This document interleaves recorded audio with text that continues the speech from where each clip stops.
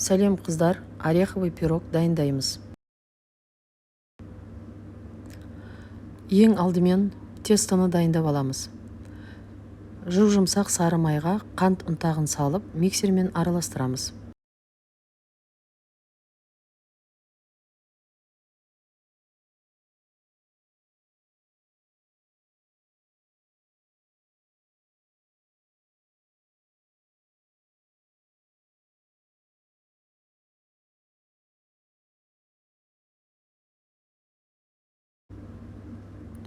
Жұмыртқаны саламыз, миксермен араластырамыз.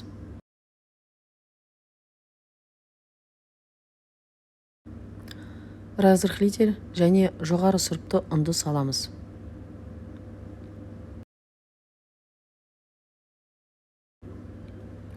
Қамырды бір-біріне біріктіріп, жұмсақ эластичный тесто дайындап аласыздар.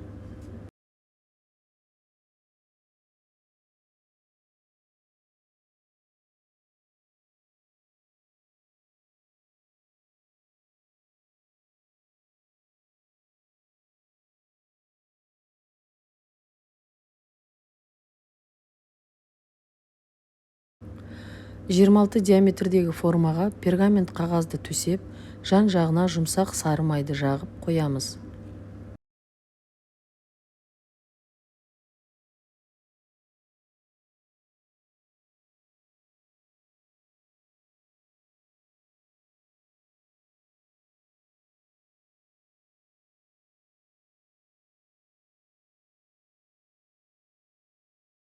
Дайын болған тестоны аздап бөлігін алып қаламыз. Пирогтың бетін жабу үшін формамызға тестоны тегістеп, әдемілеп жаямыз. Шетіне бортиктерін шығаруды ұмытпаңыздар.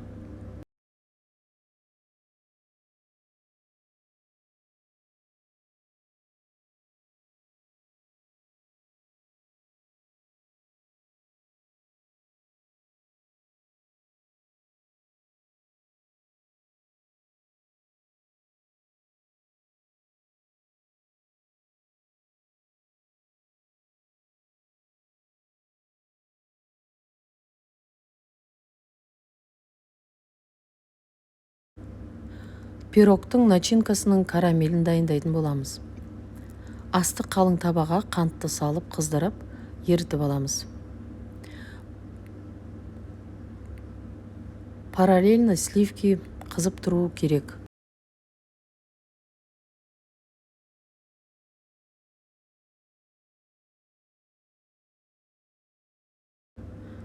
Қант осылай күйіп ерген кезде ыстық сливкиді ақырындап құйып, силикон лопатканың көмегімен үздіксіз араластырып, біріктіріп аласыз.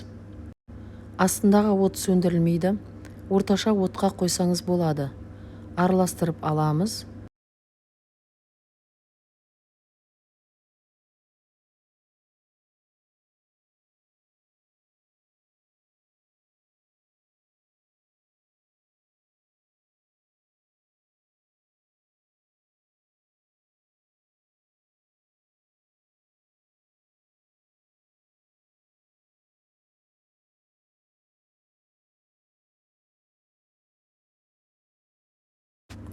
Бір қалыпқа келген соң сары майды қосып араластырамыз.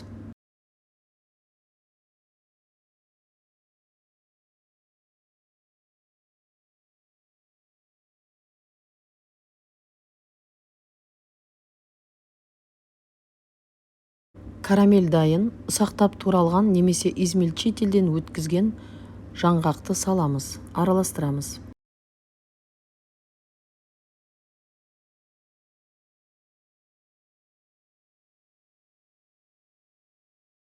Оттан аламыз, толық суытудың қажеті жоқ, шамалы суыса жеткілікті. Осы начинканы тестіміздің үстіне саламыз. Дәл осы уақытта пештеріңізді қыздырып қойыңыздар. 150 градуста 35 минутта піседі.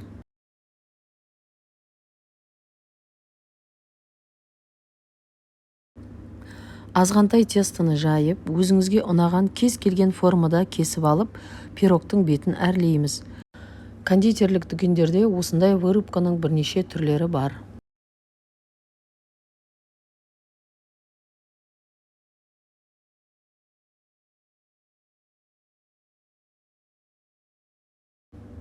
Әр гүлдің бетіне макты сеуіп қойдым.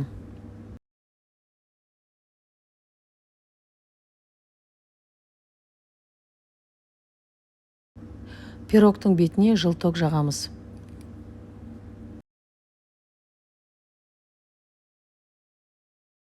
Ерекше әдемі дәмді пирог болып шықты. Толық суығаннан кейін еш қиындықсыз формадан алынады.